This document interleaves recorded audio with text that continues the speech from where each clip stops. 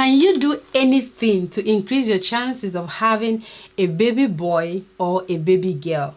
Do you think there's anything you can do? On today's video, I'm going to be showing you the things I did to increase my chances of having a baby boy. And guess what? I got it. Hello guys, welcome back to my channel. If this is your first time, my name is Precious. I've said this like so many times. On this channel, we give great insight on family, relationship, and lifestyle. If you're interested in this topic, please press the subscribe button and the notification bell. And don't forget to check out other of my videos as well. You don't want to know how much videos I've posted. I've been working hard. Try and watch my videos. Thank you so much. So, as a very curious person that I am, when I was trying for my third child, I and Derrick decided I wanted a baby boy. So I love reading. I love doing a bit of research. So I went on to research, how do I increase my chances of having a boy? And I actually found out that you can increase your chances of having a boy or a girl. And I thought to myself, if I can do this thing, why not? I'll give it a try. So I went on. So I'm going to be listing out the things that I did that I was able to achieve me having my mark. Okay, right, I'm sure you're all ready to know what I did, so let's stop talking. So the first thing you want to do is you have to be in agreement with your God and with your spouse. Right, when I mean with God, obviously before you do anything, for me as a child of God, I have to pray and ask God to direct me and to be in charge. God has to be the first in everything I do. And you also have to be in agreement with your spouse, because if you're going to be doing everything that I am going to be listing out, then your spouse needs to be on board with you 100%. I and Derrick could agree that we wanted a male child and we were ready to do the experiment. Okay, so we were all on board. So you have to make sure you're on board. So another thing you want to do is do your research, right? Like I said, I did a lot of research. I read a lot, and when I read, I found out the few things I'm going to be telling you now. The first thing I found out was men has the S and the Y chromosome, or I will just call it, for the sake of this video, the S and the Y sperm. The S sperm is the female sperm, the sperm that produces female child, and the Y sperm is the sperm that produces the male child. Okay, and I also found out that women produce only SS chromosome, so women can only have female chromosome. So when a man ejaculates and the sperm goes, if it's the Y sperm that goes into the eggs, then you're likely going to have a male child. But if it's the S sperm that goes in, then you're going to have a female child. So bear this in mind. Women have SS and men have S and the Y chromosome. So another thing you need to bear in mind is that the Y sperm or the Y chromosome swim faster and dies quicker than the S chromosome. So don't forget that the S is the woman, the female one, and the Y is the male one. So another thing I also find that is that because the Y chromosomes swims faster and dies quicker, what it means is that the female chromosomes, which is the S chromosome, swims slower. It doesn't die as fast as the Y chromosome. The another thing I also found out from my research was that the egg from the woman, when it's released, it only stays for 12 to 24 hours before it dies. So these are all the informations and many more that I gathered that would be able to help me to determine what I'm going to be doing next, right? So now I did my research. So you want to do your research as well. You want to read. There are a lot of things on the internet, on YouTube, on Google. You want to read how to conceive a male child. They're going to come up with a lot of things. So based on this research, or based on this information that I got, I now know that for me to have a male child, right, the egg has to be there waiting. So by the time the man releases his sperm, right, since it's the Y chromosome that swims faster, which is the boy one, so that means if the egg is already there and the sperm is released, it's likely that the Y chromosome, which is the boy sperm, is going to go straight into the egg before S sperm, which is the female one. So let me say it again. So now that I have all this information at hand, for me to stand a chance to have a male child, the egg has to be there already waiting, okay? And don't forget that the egg dies between 12 to 24 hours. The egg, after it's been released, is going to die. So what I need to do is to time it in such a way that the egg is already there waiting for the sperm.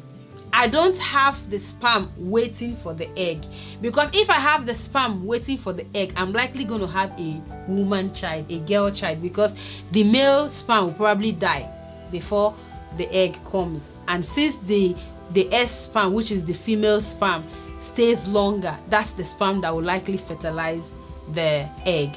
So I need to make sure that the egg is already there, so that as soon as the sperm comes, it's likely the Y sperm that would fertilize the egg, because the Y sperm swims faster. Okay, that was what I had in mind I was going to be doing to be able to calculate properly.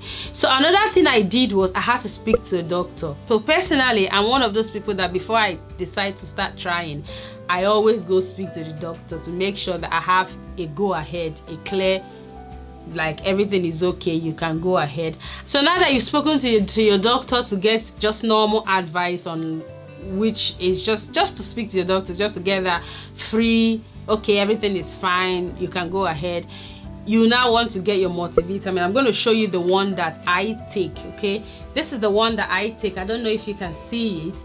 It's Pregnant Care, and it's before conception. Don't ask me why I have it in the house. It's not your business. So this is the one that I have in the house. This is the one that I take. It's called Before Conception by I think Pregnant Care, right? And it has folic acid. It has vitamins that prepare zinc, vitamins that actually prepares your body for pregnancy. So you want to start taking this before you get pregnant.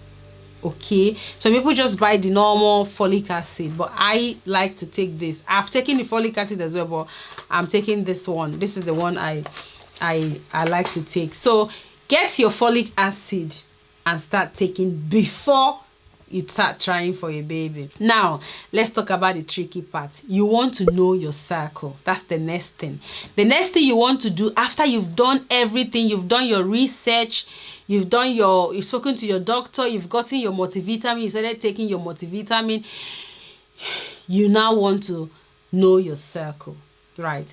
This one I want you guys to listen because you might find very interesting. Personally, I have 28 days cycle. Right from the first day I started seeing my period, I know that my cycle has been 28 days. Even after I had my other kids, even with the fact that I was on contraceptive and all that, my cycle has always been 28 days. But let me tell you something.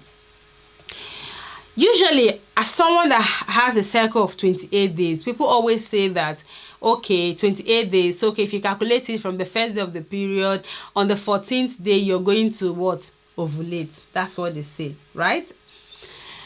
I want to just encourage you that if you're going to be doing this, you want to track your cycle. So what I usually do when I'm trying for a baby, or what I did with Mark, was that because I wanted to be like on point, no mistake, as much as I can, because I know God is in charge as well. I got ovulation kits, right? This is the ClearBlue one. ClearBlue ovulation kit, right? I don't know if you can see it. ClearBlue ovulation kit. So this ClearBlue ovulation kit, it detects 2 hormones, right?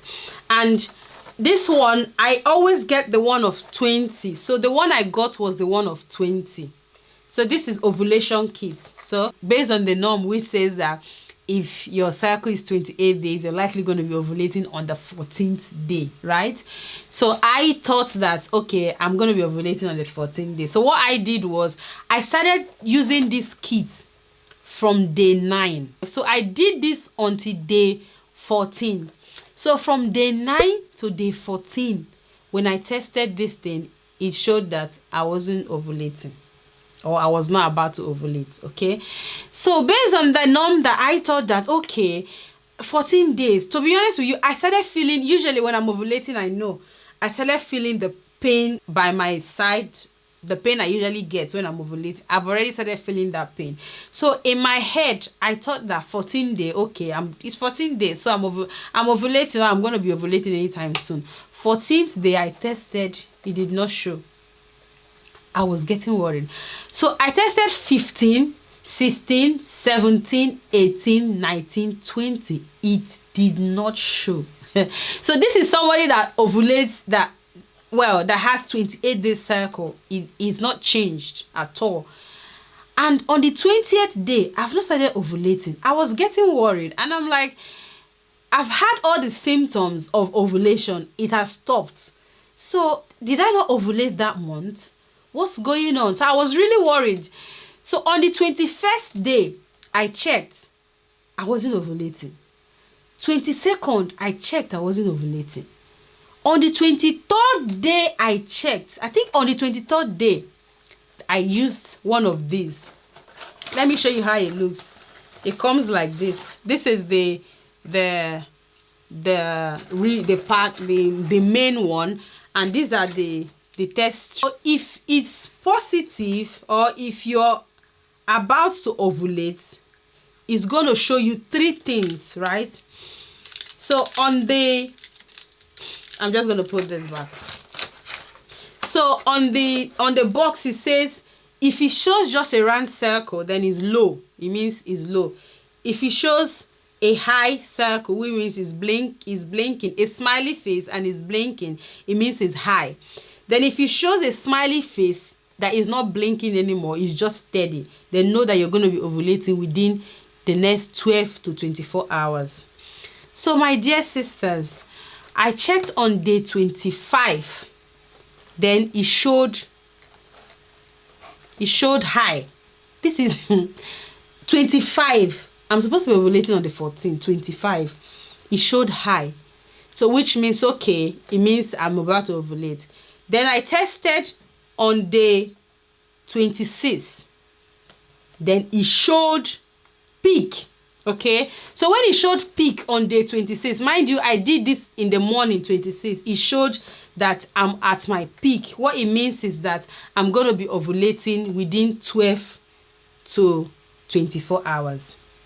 So what I did, or what I and Derrick did, was, because we want a boy child, and we know that if we do the do, then what it means is that the sperm is going to be there already, waiting for the egg, because the peak says that I'm going to be ovulating within 12 to 24 hours. That means I've not actually ovulated, but I'm going to be ovulating within 12 to 24 hours. So we waited the next day.